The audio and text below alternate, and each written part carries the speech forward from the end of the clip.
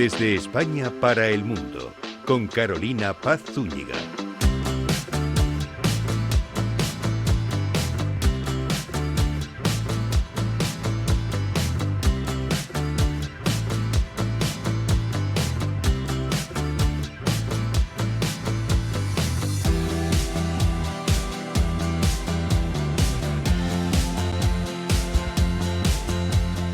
Ya estamos al aire, qué bien, muy bienvenidos, muy buenas tardes, iniciando un nuevo capítulo aquí desde España para el mundo, desde Capital Radio, aquí en los estudios en Madrid, 103.2 FM, y también para Chile, allí Radio Agricultura 92.1, estamos conectados entre países y con el mundo global también, para conversar un tema muy interesante. Hemos querido abordar esta semana lo que es la enfermedad crónica renal, la insuficiencia renal.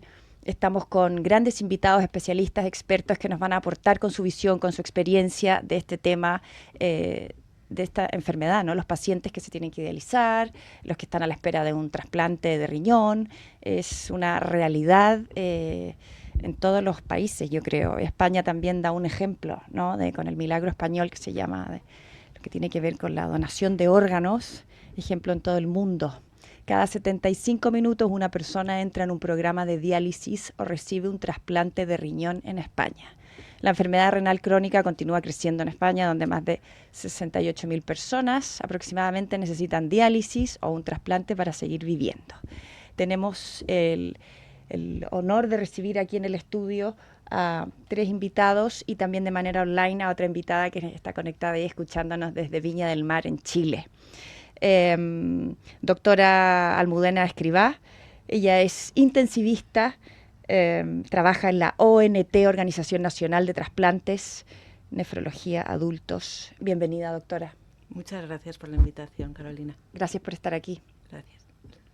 También tenemos a la doctora Gema Fernández, jefa de Servicio de Nefrología Adultos del Hospital La Paz de Madrid. Bienvenida, doctora. Muchas gracias. Gracias por venir.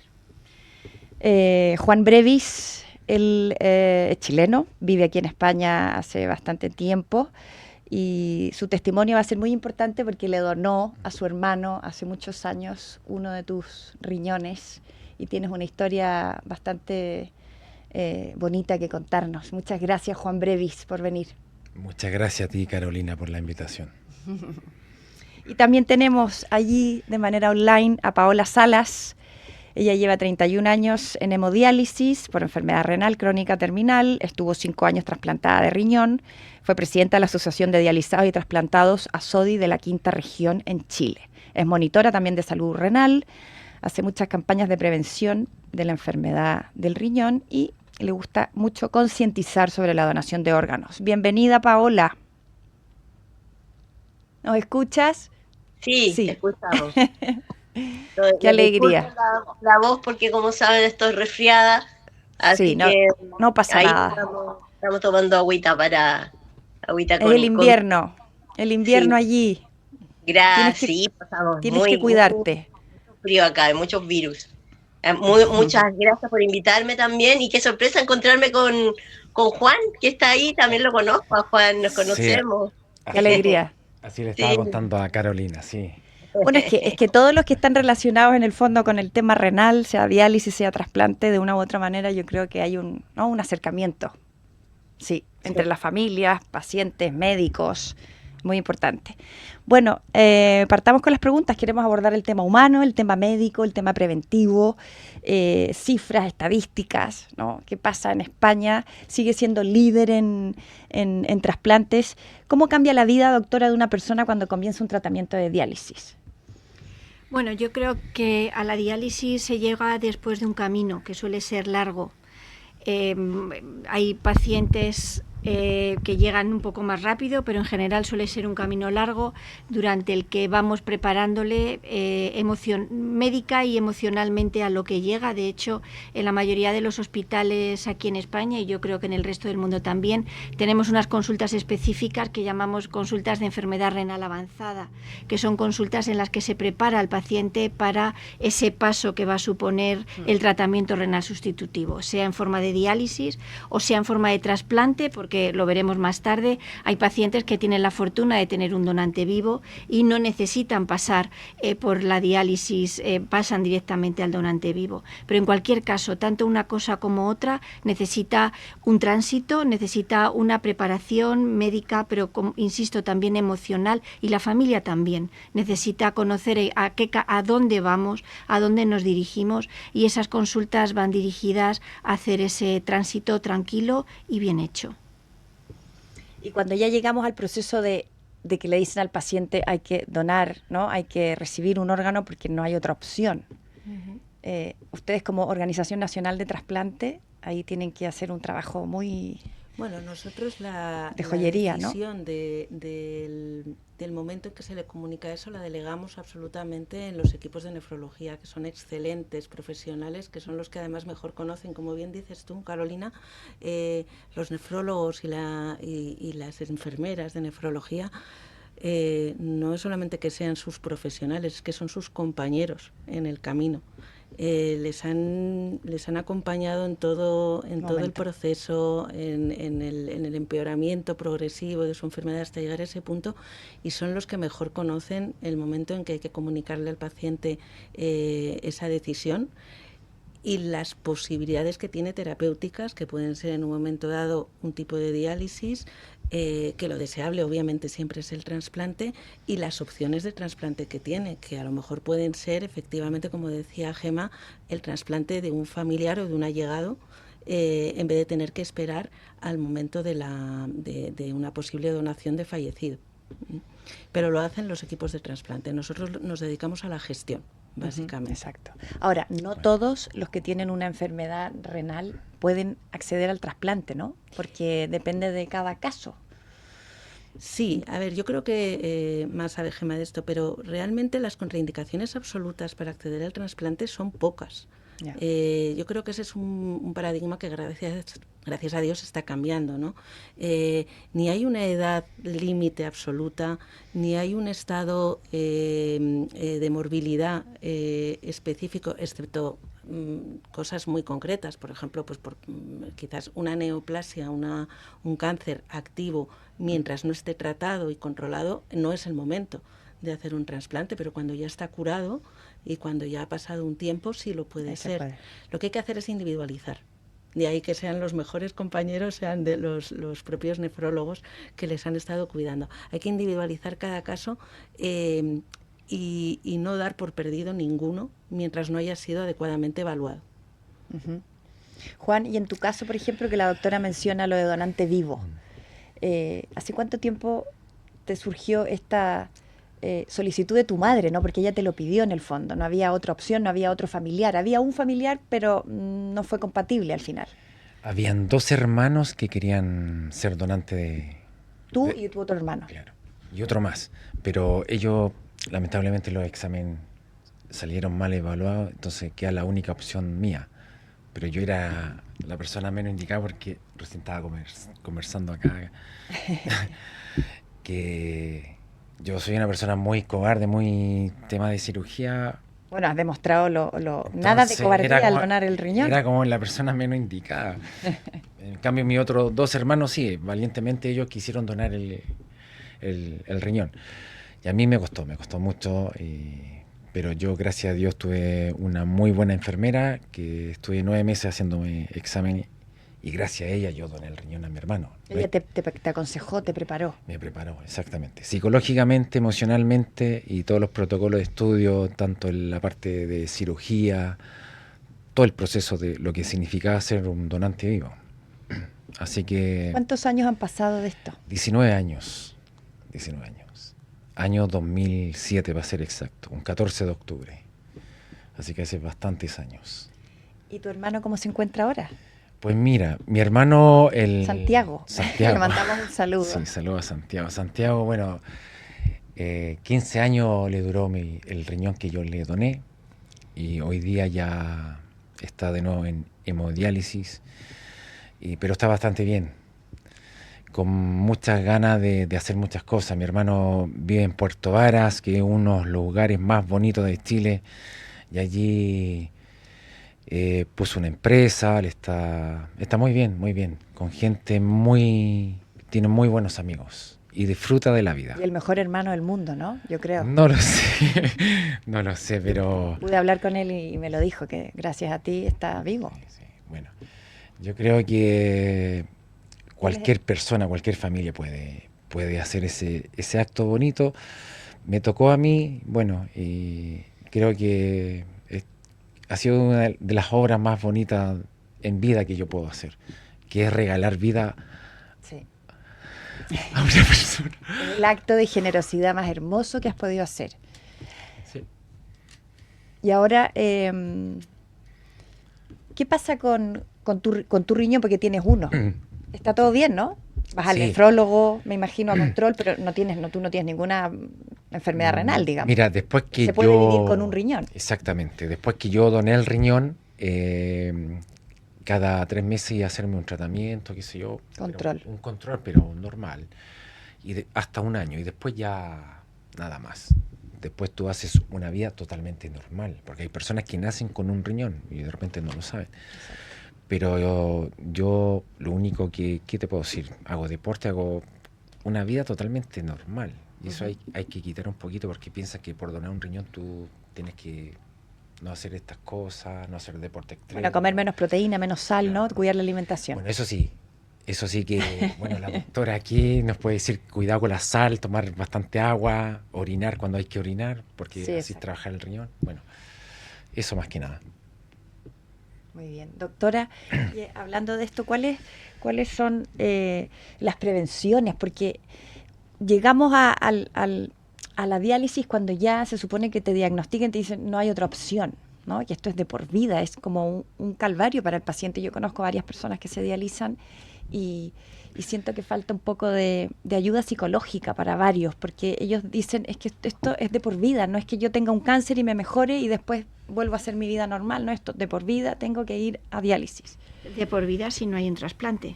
Exacto.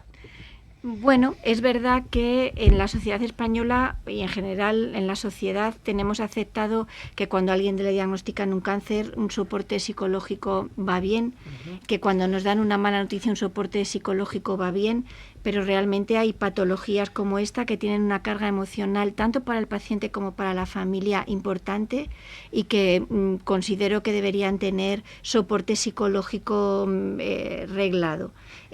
Por ejemplo, en nuestra unidad, en la unidad La Paz, durante mucho tiempo tuvimos soporte psicológico y era una de las medidas, junto con el dietista, una de las medidas que eran más valoradas por los pacientes y por sus familiares, sin ninguna duda.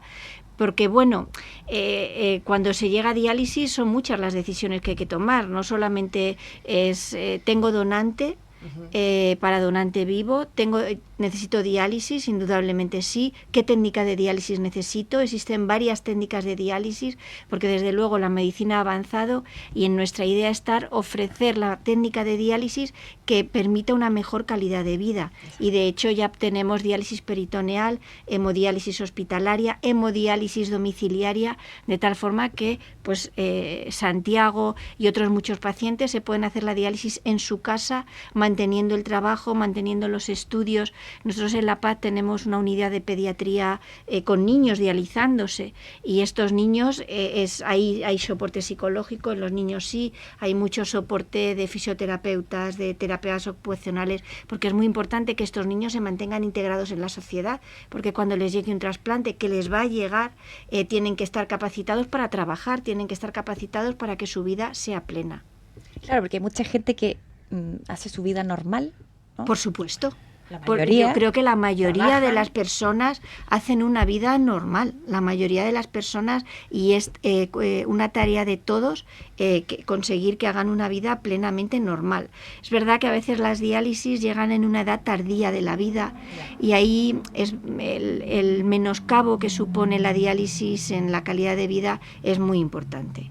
Y ahí es más difícil trabajar para no cercenar un poquito la calidad de vida, pero en pacientes jóvenes, y me refiero a jóvenes hasta los 70, por supuesto que sí, hay que trabajar duro, pero hay que trabajar para que mantengan su vida, la que sea, con trabajo, si han decidido hacer otra cosa, pero su plan de vida.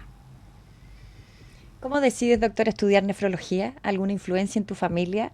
¿Tuviste algo que relacionado con el riñón? Pues no, ni ¿Tu siquiera padre, había... un abuelo, no? De hecho, fui la primera universitaria en mi casa. Bueno, No había médicos ni ninguna tradición médica en mi casa, pero realmente yo soy una enamorada de la nefrología. Yo estoy aquí porque pude elegir otras cosas, pero elegí lo que realmente me gustaba y a mí la nefro me gusta.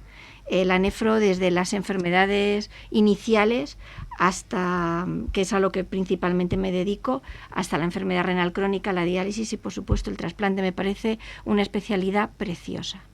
Sí que la es. Doctora, y la ONT, que hace una gran labor, además del Hospital La Paz, por supuesto, todos los hospitales están preparados, están avanzando cada día más. La tecnología me imagino que también influye de manera positiva para todos los pacientes.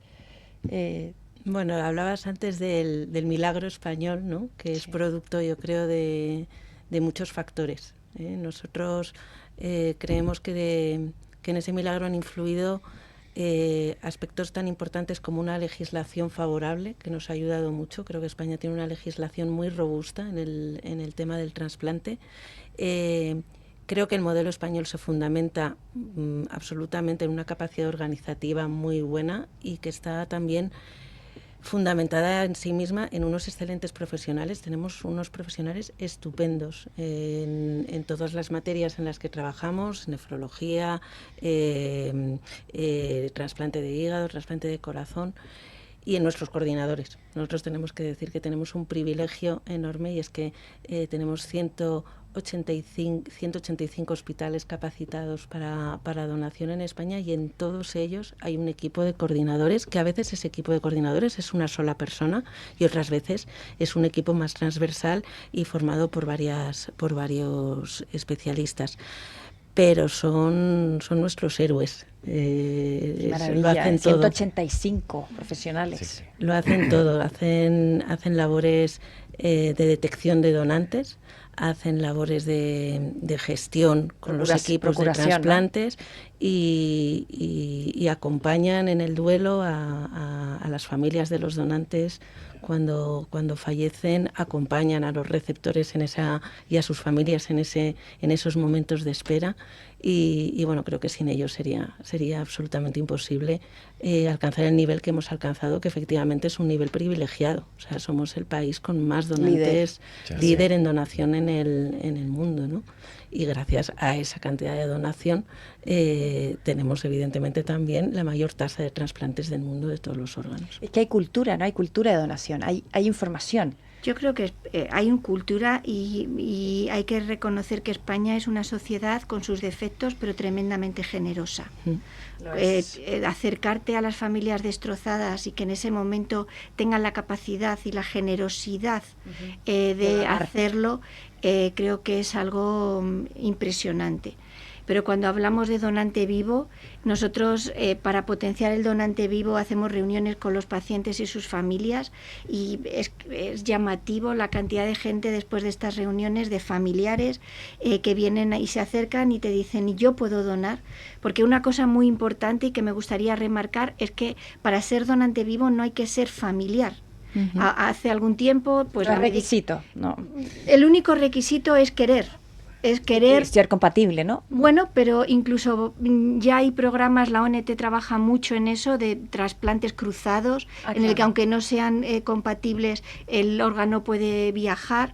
Es decir, que aquí la única condición es tener voluntad. Lo ha explicado muy bien, es querer donar o querer hacer que la vida de otra persona cambie. Y cuando decimos qué es lo importante y lo trascendente de una vida, yo no lo sé, no soy filósofa, pero creo que lo que él ha hecho es muy trascendente y realmente es para sentirse realmente muy orgulloso. Uh-huh. Pero la mayoría de la gente no lo hace por eso, no lo hace porque quiere sentirse bien, lo hace como acto de generosidad. Y creo que la sociedad española es tremendamente generosa. Nosotros hemos trasplantado hermanos, que es fácil. Padres, es fácil. Un padre siempre da todo a su hijo. Pero estamos trasplantando cuñados, con lo mala prensa que tienen los cuñados. Estamos trasplantando amigos que pasan el juez, pasan el psicólogo para que esté correcto, que no haya ninguna coacción. Es decir, eso es muy importante tenerlo claro, pero no es necesario tener un lazo de sangre para potencialmente ser considerado como donante. La única condición es levantar la mano y decir yo quiero, porque existe el donante altruista, en el que sin ni siquiera conocer a la persona que se va a trasplantar, dice, bueno, entiendo que este problema del que estamos hablando es un problema muy importante, entiendo que hay niños que esperan años a un donante, ¿por qué no hacerlo ya? ¿Por qué no brindarle la posibilidad de que su vida cambie mañana? De que estas navidades las pase con su familia y no tenga que ir 3 veces a hemodiálisis. ¿Por qué no hacemos que esto sea posible? Entonces creo que simplemente es levantar la mano y decir, yo puedo, preguntar, luego ya veremos, porque también no todos los donantes sirven, se hace un estudio muy exhaustivo para estar seguro que la donación no va a suponer ningún riesgo para la vida del donante. Para nosotros eso es la regla número 1, y estudiamos entre 2 y 3 donantes por cada uno que aceptamos, pero bueno, cuantos más tengamos, más estudiamos, más saldrán. El ejemplo que da España es realmente brutal, ¿no? A nivel mundial, porque por ejemplo Chile, donde tenemos a nuestra invitada ahí online, mi querida, que ahora nos vas a contar tu testimonio, las tasas de donación de órganos, hay mucho que esperar. La lista nacional de trasplantes es mucho más lenta, y es porque falta información, ¿no? Y uno dice, ¿por qué no informan a la ciudadanía de que realmente donar un órgano es un acto de generosidad, de amor por el prójimo, pero que no significa que te van a quitar el órgano en vida? Porque hay desinformación que piensan que te van a matar y te van a quitar el órgano para... Entonces hay como dimes y diretes, y eso es lo que queremos preguntarte, Paola. ¿Cómo fue tu experiencia con el trasplante? Cuéntanos. Luego llevas 31 años en diálisis. No le escuchamos. Allá. Ahora sí, ahora te escuchamos. Ya, le escuchaba atentamente a la doctora, encuentro que es maravilloso que allá querer ser donante es lo que se hace falta. Acá en Chile no existe eso, la verdad, desgraciadamente tienen que ser familiar, puede ser el cónyuge, familiar en cierto grado. Todavía no existe eso de que poder ser donante porque sí nomás, pero sí, hace unos años también tenemos el donante cruzado. Y yo participé en el Congreso, estuve en mi calidad en esa época, presidenta de la Asociación de Idealizados de la Quinta Región. Me invitaron al Congreso para hablar, hice una presentación, averigüé a España justamente yo, para poder mostrar ahí el beneficio que tenía eso, y ya se está haciendo en Chile, gracias a Dios se está haciendo. Entonces eso es bueno, porque hay veces familiares que tienen ganas de donar, pero no son compatibles con el familiar, entonces ahí se cruza y se hace el trasplante. Lo han hecho con mucho éxito. Desgraciadamente acá en Chile cuesta concientizar, hay como trabas en el camino, muchos tabú, muchas cosas que se creen, como que te van a dejar morir si estás en un accidente, te van a dejar morir si eres donante, un montón de cosas que van en contra de. Yo la verdad es que estuve 12 años en diálisis, desde los 17 años hasta que me trasplanté. Estuve esperando 12 años un trasplante. Me duró solo 5 años porque yo tenía muchos anticuerpos, porque recibí muchas transfusiones de sangre, ¿ya? Porque como me dializo hace tantos años, en esa época no existía todavía un medicamento que se llama eritropoyetina, que es para la anemia, y yo recibía muchas transfusiones porque tenía un problema de anemia pero severo. Así que el problema de los anticuerpos hizo que mi riñón durara 5 años, pero para mí esos fueron los 5 años más maravillosos de la vida, porque me permitió descansar un poco de la diálisis, poder viajar, que me encanta viajar, poder hacer la vida normal, igual yo la hago, entre comillas, lo más normal que se puede, si nos ponemos a pensar que hay que estar yendo 3 veces a la semana. En mi caso yo estoy conectada 4 horas a la máquina, entonces, y eso es llueva, truene, festivo, no festivo, todo, estos 31 años, todos los días, martes, jueves y sábado que yo me dializo, ahí estoy conectada a la máquina. Entonces igual se puede llevar una vida normal, pero como te digo, entre comillas, porque igual tienes que hacer eso, porque es tu vida y ir a la maquinita para que te dé vida.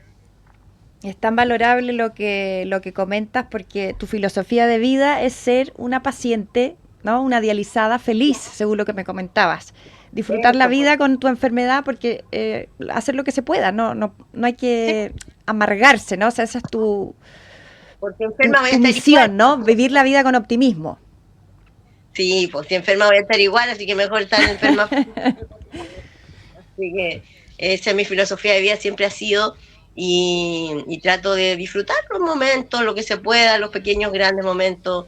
Disfruto mi familia, gracias a Dios, mis sobrinos, que los he visto crecer. Me casé en el año 2002, estando ese año fue cuando yo me trasplanté ese mismo año que me casé en mayo, y en octubre del mismo año, 5 meses después, me llegó el riñón, así que me llegó ¡Ay, qué regalo más bonito!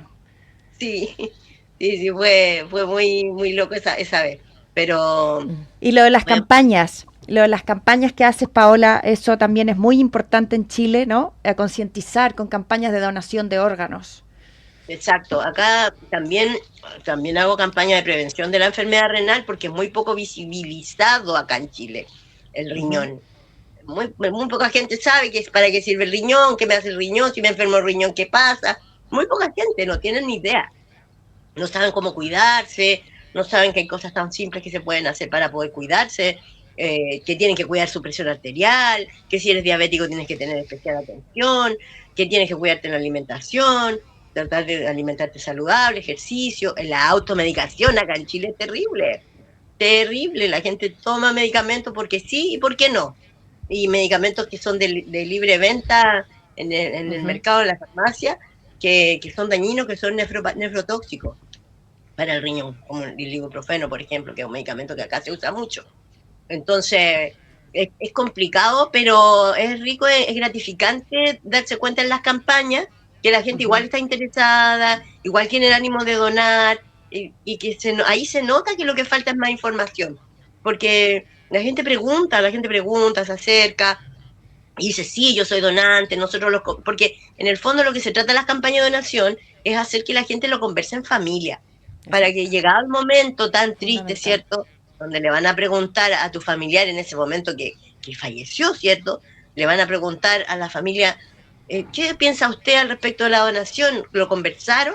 Es más fácil para el familiar tomar una decisión informado, sabiendo qué es lo que pensaba, ¿cierto?, el familiar, haberlo conversado, una conversación en la mesa, en el almuerzo, ¿cierto? Y entonces, por eso nosotros hacemos esas campañas para poder que lo lleven a la familia a conversarlo y tener la certeza de que mi familiar sí quería ser donante. Entonces, cuando me preguntan, yo voy a decir que sí, con las dos letras así fuertes, porque en realidad voy a respetar la voluntad de mi ser querido. Así es. Esperemos que tu testimonio sirva mucho. Yo creo que sí, porque es importante informar y llegar a todas las familias con este tema, que también hay los que de una u otra manera estamos en este tema, nos informamos, pero hay gente que no lo sabe. Por ejemplo, doctora, tú como jefa de Servicio de Nefrología de La Paz, ¿cuáles son los principales retos hoy, que estamos siglo XXI? ¿En España? Para prevenir, en España, o en el mundo, pero... ¿Para prevenir o para la donación? Para prevenir. Qué bien lo que dice Paola. Lo ha dicho Paola muy bien. Para cuidar el riñón... ¿Hay que ir en algún momento al nefrólogo, por ejemplo? No. Al nefrólogo hay que ir cuando se tiene un problema. Entre tanto, el autocuidado para el riñón es muy importante. ¿Y qué incluye el autocuidado? Lo ha resumido muy bien. Controlar la tensión arterial, si es diabético, tener un control correcto de la tensión arterial, evitar el sobrepeso o la obesidad y evitar fármacos, el uso continuado de algunos fármacos, ibuprofeno, como ibuprofeno, por ejemplo. Las dietas, una dieta sana, saludable, que incluya proteínas, por supuesto, pero no barbaridades y cantidades ingentes de proteínas como últimamente se ven en algunas dietas. Las dietas hiperproteicas, que no normoproteicas, deberían evitarse. Eso básicamente es la forma de cuidar el riñón.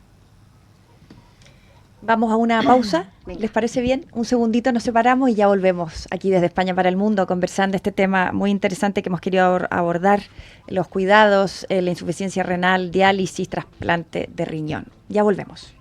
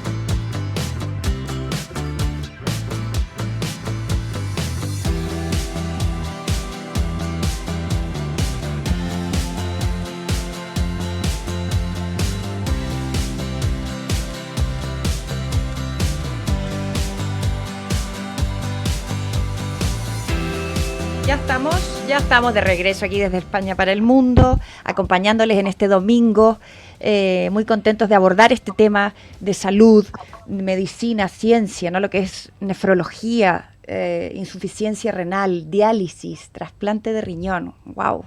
Tenemos 4 grandes invitados que están relacionados con este tema que nos interesa muchísimo y siempre es importante prevenir, cómo cuidar nuestros riñones, cómo enfrentarnos, si nos preguntan, ¿no?, para donar un órgano, el acto de fe, de generosidad, de amor por el prójimo. Hemos hablado que España es un referente mundial. ¿Qué factores han permitido alcanzar este liderazgo?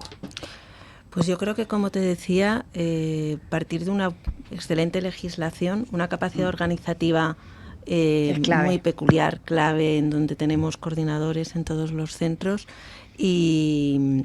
Pero esto, ¿cómo avanzó también, tan rápido, doctora? Que es maravilloso. Pues... Ministerio de Salud, tiene que ver el Estado. Pues mira, el origen, yo creo que los 2 pilares sobre los que se fundó la Organización Nacional de Trasplantes, que se fundó en 1989, pero ya partía de 2 pilares excelentes. Uno era una ley de trasplantes que se legisló en el año 1979, era la época de la transición española, es una época muy peculiar de la sociedad, y hay que decir que quienes consiguieron esa ley de trasplantes realmente fueron las asociaciones de pacientes renales. Wow. Fueron los pacientes los que en aquella época se echaron a la calle, movieron campañas. En España decimos Roma con Santiago, no sé si eso tiene mucho significado en Chile, pero hicieron campañas, se manifestaron, hablaron con todos los políticos de la época, hablaron con los periodistas. En aquella época no es que no había ley de trasplantes, porque casi no había ni acceso a la diálisis para muchos de ellos. Y de hecho uno de los grandes impulsores de la ley de trasplantes, el que hizo el borrador, fue un paciente renal, que era un abogado muy joven en aquella época, que se llamaba Carlos Romeo, que luego se convirtió en un abogado catedrático experto en bioética, y fueron los que los que impulsaron esa ley, que en su momento pues tenía sus limitaciones, como correspondía al año 1979, solo hablaba de la muerte encefálica, solo era limitada, pero que fue lo suficientemente, tiene plástica, por decirlo de alguna manera, como para que siga vigente hoy en día. Creo que el otro factor fundamental como pilar fue el que teníamos un sistema nacional de salud público, universal, gratuito, que ha sido un factor, yo creo que fundamental para que tengamos también una sociedad que confía en un sistema que va a ser equitativo y al que no se va a tener ni menos acceso por género, por limitación cultural, por limitación social o económica, claro, ni tampoco ningún privilegio en ese contexto, ¿no? Y esa confianza viene también de ahí. Y luego cuando se inició la Organización Nacional de Trasplantes, pues lo que aportó fue efectivamente la capacidad de gestión, ¿no? La capacidad de gestión de un proceso que es verdad que es muy complicado, en el que hay que pasar por múltiples pasos, donde esos coordinadores ejercen una labor fundamental, pero donde tenemos unos profesionales no solo extremadamente capacitados, sino muy, muy vocacionales, con una capacidad de entrega a sus pacientes enorme. Yo eso lo veo cada vez que voy a una reunión de pacientes y de nefrólogos y de enfermeras de nefrología. Toda la comunidad, ¿no? Donde ves que se reencuentran, algunos de ellos, no se reencuentran solo como paciente y como médico, ni como paciente y enfermera, se reencuentran como amigos. Sí, como compañeros de viaje. Y eso es precioso, la verdad. Realmente muy bonito. Sí, porque han pasado por tantos momentos, ¿no? Parecidos. Por tantos momentos juntos, porque al final, lo sabe mejor Gemma que nadie, los profesionales sanitarios nos llevamos mucho de nuestros pacientes a nuestras casas. Y lloramos mucho por ellos. De verdad que sí, ¿verdad? Gran valor todo el equipo, los equipos, ¿no? En España, en Chile, de enfermeras, nefrólogos, médicos, procuradores, bueno, tantas personas que trabajan, que están ahí con la vía, es de quitarse el sombrero, es sí, la verdad mucho que agradecimiento. Sí. ¿Qué pasa en tu caso, Juan, cuando tu hermano estaba bien, dejó de ir a diálisis gracias a tu donación, pero luego, no sé, tomó los inmunosupresores? ¿Qué pasa cuando dejas de tomarlos? Ahí ya hubo rechazo y ha tenido que volver a diálisis. Exactamente. Bueno, mi hermano... Tu reacción ahí fue... No. Te dono el órgano y después lo pierdes. Bueno, por eso que es muy importante que los pacientes cuando ya tienen reciben un trasplante, ¿no? Un trasplante tanto cadáver como vivo, tienen que ser muy responsables con sus medicamentos, porque si no son, obviamente, van a perder esa oportunidad, de esa calidad de vida. Y claro, si no lo hacen, claro, y si no lo hacen van a volver a la diálisis. Entonces eso es, y la diálisis significa estar una semana, día por medio, 4 horas, obviamente que le cambia su perspectiva de vida. Entonces ahí volver a luchar. Hay muchas personas que caen, no tienen fuerza, obviamente porque se desaniman. Le dan calambre en los dedos, tienen vómitos, náuseas, todas esas cosas. Hay tantos efectos. Entonces, hay que ser responsables con los medicamentos. Pero tu hermano está bien, lleva una vida normal, sí. entre comillas, yendo a su diálisis, pero está bien. Exactamente. Gracias a Dios. Mi hermano disfruta, se tira de paracaídas, hace cosas. Qué bien, qué suerte. Sí, es que disfruta. Mi hermano no ve que la diálisis es sea un impedimento, sinónimo de muerte, al contrario. Bueno, le da mucha fuerza y hace cosas que cuando estaba vida normal que hacía antes, no lo hacía. Claro. Imagínate. O sea, la diálisis en el fondo es una forma de alargar tu vida. Si no, Paola, ¿nos querías comentar algo? Te escuchamos. No, sí, lo que decía es que no me he atrevido a tanto. Para caídas no me he atrevido. Pero he andado en globo, he hecho cosas también más o menos. La favorita. Por supuesto. De todas formas, desconociendo los detalles de tu hermano, el rechazo y en presencia del mejor tratamiento, el rechazo siempre es el final del trasplante. Aunque el paciente se tome la medicación perfectamente, sabemos que en el riñón de cadáver el 50% de los injertos a los 10 años dejan de funcionar. En donante no es eterno. No es eterno. Ya. En los donantes de vivo, sobre todo si el donante es una persona joven, la supervivencia del injerto es mayor. Sobrepasa la media en torno a los 15 años, más o menos. Pero aún así no es eterno. Es decir, que tampoco podemos, desconociendo casos particulares, no podemos culpabilizar porque no se tome la medicación. Aun tomando la medicación correctamente, no deja de ser un órgano extraño, que la medicación inmunosupresora controla el rechazo hasta cierto punto, pero no lo evita por completo. O sea, que no culpabilicemos tampoco al paciente que pierde su riñón, pues porque a veces no hay otra forma. Hay riñones que duran 20, 25 años. Tenemos pacientes de 30 años con riñón funcionante, pero bueno, también hay pacientes que sabemos que lo han hecho bien y que no les dura tanto tiempo. El doctor Ricardo Gracia, ¿sí?, que fue jefe de endocrinología en el Hospital de La Paz, una eminencia, te ha mandado una pregunta, doctora. Venga. ¿Qué pasa con las drogas post-trasplante? ¿Provocan otras enfermedades? La medicación inmunosupresora, que es esas drogas, ¿no? Esos fármacos que necesitamos precisamente para evitar el rechazo, como todo fármaco, tiene efectos secundarios. Hay la prednisona, que probablemente es la que todo el mundo teme más, pues porque al principio, sobre todo, que se utiliza más dosis, pues a las mujeres nos aparece bello, incómodo, se nos pone un poquito cara de media luna, las chavalas jóvenes, eso a veces es un problema, pues porque tienes dudas de si realmente se lo va a tomar, porque tú ves que ya en cierta forma lo rechaza. Pero bueno, luego bajan las dosis y los efectos secundarios de la prednisona son otros, pero no físicamente tan evidentes. Y luego, por supuesto, inmunosupresores, bajan las defensas, aumentan el riesgo de infecciones, aumenta el riesgo de tumores, hay que protegerse el sol, muy importante, es la causa tumoral más frecuente en los pacientes trasplantados, hay que cuidarlo esto muy bien. O sea, por supuesto, puede provocar carcinoma, melanoma, ¿no? Cáncer de piel, sí, por tomar los inmunosupresores. Porque bajan las defensas y al final las defensas es algo que nos protege frente a lo externo. El tumor es algo, es interno, pero es algo frente a lo que también las defensas actúan, y las infecciones, por supuesto. O sea que sí, el trasplantarse es una muy buena noticia porque, lo ha dicho Paola, evita tener que ir 3 días en semana, 4 horas, y tu calidad de vida mejora.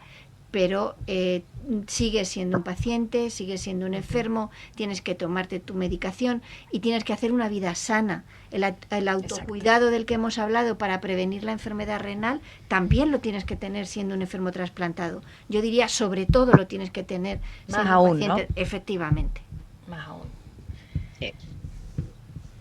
¿Qué recomendación darías, doctora, a aquellas personas que ignoran estos casos que estamos comentando? Pues yo, sobre todo a los pacientes y a sus familias, les recomendaría que se acercasen a las asociaciones de enfermos renales, a la Fundación Alcer, se llama en España, a personas como Paola, a Sodi, por ejemplo. Porque seguro que les pueden llevar de la mano, aconsejar y dar la confianza que necesitan. Las asociaciones de pacientes creo que son fundamentales, y la labor que hacen los pacientes ya trasplantados, sus familias, me parece vital, vamos, y es lo primero que les aconsejaría, porque entiendo que a lo mejor pueden pensar que el médico o la enfermera gestora de su caso, pues bueno, le va a dar una visión más científica, pero una visión tan personal, que no es verdad, porque, insisto, los profesionales sanitarios que se dedican a esto son excelentes consejeros y viven muy de cerca la enfermedad de sus pacientes. Pero que se acerquen a las asociaciones de pacientes, que hablen con ellos, que no se dejen aconsejar. Creo que vivimos ahora una época complicada. Muchas redes sociales, ¿no? Mucha información. Exactamente. Les diría que no se dejen aconsejar fácilmente por influencers, por Exacto. medios de comunicación atípicos o poco formados. Me preguntabas antes, algunos de los secretos del éxito del modelo han estado también en el excelente trato que han tenido con nosotros los medios de comunicación. El cómo han Siempre sabido, apoyando. efectivamente, el cómo saben gestionar. Esto no significa no criticar, pero significa el antes de dar una noticia y dar la noticia de una manera equivocada o que pueda ser malentendida, voy a preguntar si esto lo estoy explicando bien, ¿vale? Creo que eso también es una gran labor y que tenemos que agradecer mucho. Les diría sí, que no se acerquen mucho a malos gestores de información. Exacto. Y que se comuniquen con las asociaciones de pacientes que son enormes aliados para nosotros. Yo en eso estoy, Hay que perdón, estar aliados, ¿no? Todos. cuando para ayudar. nosotros vamos a informar, al principio íbamos pues la persona que lleva el trasplante en el hospital y yo. Pero luego nos dimos cuenta que si nos acompañaban el paciente que había recibido el riñón y su pareja, la información llegaba mucho más. Porque pues necesitamos saber una persona que ha pasado por esto, no alguien que te cuenta cómo lo ha visto. Entonces, cuando realmente el testimonio de Juan o el testimonio de su hermano o el testimonio de Paola cuando lo ha tenido, creo que otros pacientes les preguntan a ellos: ¿y cuánto tardaste en recuperarte? ¿Y cuánto empezaste a trabajar? ¿Y cómo es de duro el...? Me pasó. Claro. ¿No? Tu día a día, ¿no? ¿Y cómo es tu día a día? Y esa información realmente, por eso yo creo que las asociaciones de pacientes, y bueno, aunque se haya demasiada responsabilidad, que bastante habéis tenido dando el riñón, pero el contar que no pasa nada, que se vive 20 años después de donar y que no pasa nada, que la cirugía incluso ha mejorado respecto a hace 20 años, ahora es laparoscópica. Es decir, transmitir ese tipo de cosas y que las personas que lo han vivido lo transmitan es muy importante. Súper importante. Mucha Es fundamental. desinformación.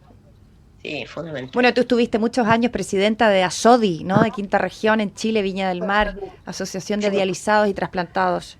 Quinta Región, claro. Yo también soy socia de ASODI Santiago a nivel nacional hace muchos años, pues desde que empecé la diálisis. Pero es súper importante. Ellos como ASODI también hacen congresos anuales para pacientes, donde se va enseñando lo último, los últimos avances, que la hemodiafiltración, que las terapias de fístulas, cómo están haciendo las fístulas, que el trasplante, las nuevas técnicas, todo. Te enseñan los efectos también de los medicamentos, cómo tomar los medicamentos, etcétera. O sea, hay un sinfín de puntos que ellos tocan en esos congresos y además son gratuitos. Entonces, las personas ahí tienen, pero es querer, como cuando tú quieres ser donante, también es querer aprender. A veces falta un poco de parte del paciente ese bichito que le pique ahí, que quiera saber y que quiera aprender, pero cada vez veo que hay más gente que quiere aprender y es súper importante de nuestra parte como paciente también es alta responsabilidad, porque para qué estamos con cosas, igual hay gente que de repente como que asusta a los pacientes en vez de que sirva, que la conversación no sirve mucho porque los asusta, que no, yo tuve un vecino que no sé qué y se murió, por ejemplo. Hay pacientes que son así, o personas que son así. Entonces es súper importante desde el punto de vista de darle esperanza a esa persona que va recién a dializarse o que está tomando la decisión de trasplantarse, ¿cierto? De darle seguridad y decir también que es verdad eso de que no todos los pacientes somos iguales. Entonces lo que me pasó a mí puede que a ti no te va a pasar o puede que a ti te va a pasar en menor grado o te van a pasar otras cosas. Pero es importante Todo depende de cada caso, ¿no? Porque algunos tienen diabetes, se quedan ciegos, todo depende de cada paciente, que es un mundo. Hay algunos que se desmotivan, otros como tú son muy positivos, que van felices a diálisis, pero no todos son así. Lo que yo siempre les digo, que lo importante es que el 90% lo pone uno como paciente y el otro 10% lo ponen los médicos, las enfermeras, los medicamentos. Entonces, súper importante esto, la cabeza, que esté buena y que ser optimista, esto es muy importante porque el hecho de pensar positivo ayuda mucho a que tu salud esté bien y que estés mejor. esté cada vez Mira, mejor. según las estadísticas, que me imagino que estás de acuerdo, Paola, la enfermedad renal crónica es el enemigo silencioso que afecta el 10% de la población en Chile y va cada vez más en aumento. Sí, Según yo creo que más. estimaciones, el 10% presenta un grado de enfermedad renal crónica, una patología avanzada que va silenciosamente en muchos casos y se detecta cuando el daño ya es irreversible. Entonces, cuando es irreversible ahí, pero Ese ya es el estamos mayor problema, mal ya. que la enfermedad renal es silenciosa y no avisa. Entonces Ujú. los pacientes no saben que la tienen y andan a veces años con ella Ujú. y haciendo cosas que más deterioran los riñones, y al final ya cuando se presentan los síntomas es cuando ya desgraciadamente la única solución que queda es la diálisis. Pero por eso es tan importante lo que decía la doctora, todo del cuidado, del autocuidado. Para el riñón el Autocuidado. autocuidado es primordial. La enfermedad Totalmente. renal crónica está aumentando su prevalencia en el mundo y de hecho recientemente la Organización Mundial de la Salud ha emitido un informe sobre que deberíamos estar más alerta de lo que estamos en hacer prevención en enfermedad renal crónica. De hecho, el Ministerio de Sanidad español ha recogido el guante y ha firmado recientemente una estrategia de salud centrada exclusivamente en la enfermedad renal crónica para hacer prevención y para hacer tratamiento precoz. De hecho, Qué bien. en muchos centros de salud, nosotros somos pioneros y lo vamos a poner en marcha en uno de nuestros centros de salud. Vamos a empezar a hacer despistajes de pacientes con enfermedad renal crónica, midiendo la creatinina, midiendo la presencia de proteínas en la orina y, por supuesto, en pacientes de alto riesgo, hipertensos, diabéticos, obesos, como primer paso para hacer frente a esta epidemia silenciosa de la que hablaba Carolina y de la que ocurre no solamente en nuestra sociedad, sino que es algo transversal en todas las sociedades. La enfermedad renal crónica, su frecuencia, a pesar del control de la tensión arterial, el mejor control de la diabetes, la enfermedad renal crónica avanza. Avanza Maravilla. silenciosamente. Avanza Así es. silenciosamente. Los riñones son órganos vitales, ¿no? Es un filtro, que a través del riñón Maravilloso, limpiamos doctora. todo. Acá hemos luchado tanto tiempo porque se ponga la creatinina en los exámenes que se hacen habitualmente en un paciente crónico, que se controla, un paciente diabético, un paciente. Hay que estar pidiéndole al médico que lo haga, porque acá no se hace desgraciadamente. Así que Pídelo, pues Paola, hay que pedirlo, ¿no? Hay que pedirlo al doctor. Doctor, quiero la creatinina. Sí, tengo a mi mamá diabética y yo le pido que le hagan los exámenes para ver su riñón, y mi mamá está con una insuficiencia renal ahora actualmente. Está con una enfermedad Wow. renal. Hay muchas También. veces que tiene que ver la genética. También se ha descubierto, aunque pocos casos, pero también influye, ¿no? Bueno, La genética, aproximadamente los genes. hay una enfermedad en concreto, que es la poliquistosis hepatorenal, que supone como entre el 10 y el 15% de los pacientes que están en diálisis.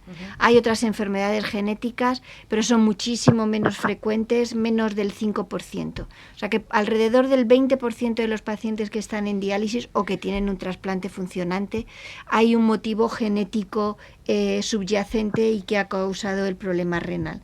En el otro 80% de los casos, pues son enfermedades muy diversas, desde enfermedades autoinmunes hasta la diabetes, siempre a la cabeza, la hipertensión mal controlada. La tensión alta, ¿no? La presión alta, como fue el caso Sí. de tu hermano. Cuidar los riñones es una inversión en salud y en calidad de vida. Me gustaría un mensaje final, doctora, que estamos ya finalizando, se nos ha pasado el tiempo muy rápido, qué pena, porque podríamos estar hablando de esto 3 horas, ¿no? Es tan importante este tema. Ahora, ¿qué pasa? Tengo una última pregunta, ¿qué pasa para no asustar a la población también, que van a llegar todos a diálisis, todos van a necesitar un trasplante? No necesariamente, hay personas que nacen con un riñón, Sí, claro. pero viven toda la vida bien con un riñón, ¿no? No pasa nada, no se tienen que dializar. Con un riñón se puede vivir sin ningún problema. Juan es Yo la... conocí, yo antes que donar el riñón conocí una persona que me dijo, no, si yo tengo un solo riñón, y hacía deporte. Había nacido así, ¿no? Había nacido, pero él no sabía. Muchos años que no Y sabía. lo supo después, claro. Haciendo algún Pero examen. Pero se puede... Nosotros siempre no explicábamos significa que va a tener había... diálisis. Por supuesto que no. Un jugador muy famoso del Real Madrid de los años 80, Santillana, tenía solo un riñón y jugó al fútbol de forma plena durante muchos años. Siempre poníamos ese ejemplo, probablemente el hallazgo del riñón fue un hallazgo casual Claro. en alguna prueba que se hizo. O sea que se puede vivir una vida completa hasta los no sé cuántos años, Larga vida. con un solo riñón. Ese no es, tener un riñón a priori no es un problema. Luego, insisto, no Hay que ir al nefrólogo. Eso sí, es. Eso sí. Doctora. Y bueno, por parte de la Organización Nacional de Trasplantes, decir que nosotros trabajamos muy duro para conseguir que todos los pacientes que puedan alcancen la posibilidad de un trasplante. Creemos firmemente que más allá del trasplante de donante fallecido, la mejor opción, como bien ha comentado Gema, es la donación en vivo, porque es la que ha demostrado mejor supervivencia y mejor calidad de vida para los receptores, cuando se hace además en las condiciones de seguridad adecuadas. Y quisiéramos, en un mundo ideal, que creemos que es posible, que ese trasplante renal además llegase en fase de prediálisis. Ese es nuestro objetivo principal. Sería mejor, ¿no? Sería ideal que no hubiera que pasar por la diálisis nunca antes de acceder a un trasplante.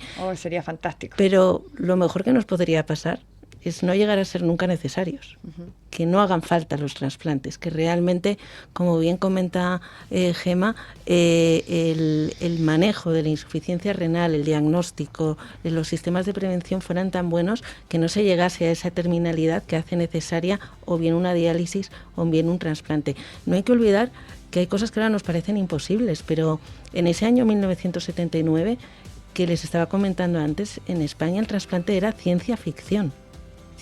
Y ahora es cada 75 minutos. Claro, ¿no? Ahora hay 4.000 trasplantes al año. Brutal. Hay que confiar porque probablemente llegarán otro tipo de terapias que serán mucho mejores aún que por supuesto que la diálisis y también que el trasplante. Seguro que llegará. Muchísimas gracias, doctora Almudena Escrivá, de Organización Nacional de Trasplantes, ONT. Muchísimas gracias por haber venido. También doctora Gema Fernández, jefa de Servicio de Nefrología Adulta, Hospital La Paz de Madrid. Muchas gracias. Muchas gracias. Mi querido Juan Brevis. Carolina. Muchas gracias por venir. Muchísimas gracias. Tu testimonio seguro que va a servir a muchas personas, a muchísimas. Y mi querida también allí, Paola Salas, muchas gracias por tus palabras. Por nada, encantada. Cuando quieras, aquí estoy yo para ayudarlos y para compartir mis vivencias que son... Sigue con ese positivismo que es un ejemplo para todos los pacientes y las familias. Mi sueño de ir a Europa se hizo más grande, pero ahora va a ser mi sueño de irme a vivir a España mejor, porque la cosa está mejor por allá. Aquí te esperamos, aquí nos vienes a ver y te vienes a la radio, aquí al estudio. Claro que sí, pues, a verte te voy a ir a ver. Claro que sí. Cuida tu resfrío, un beso a tu madre, que siga bien y muchas gracias por conectarte. Un abrazo a todos y muchas gracias y un gran saludo, ¿no? Y mérito, reconocimiento a todos, como dijo usted, doctora, ¿no? A todos los médicos, enfermeras, equipos, procuramiento, todas las personas, los grandes equipos del mundo de temas de diálisis y de trasplante de riñón. ¿Cómo de importantes son nuestras enfermeras? Sí. Totalmente. Y la donación también, dar es dar. Gracias por tu acto de generosidad. Tienes el cielo ganado, ¿no? No sé tanto, Carolina. Sí, ¿cómo que no? Muchísimas gracias a todos ahí en sus casas también. Aquí Jorge, equipo técnico, muchas gracias. Nos despedimos hasta la próxima semana con otro capítulo desde España para el Mundo. Buenas tardes.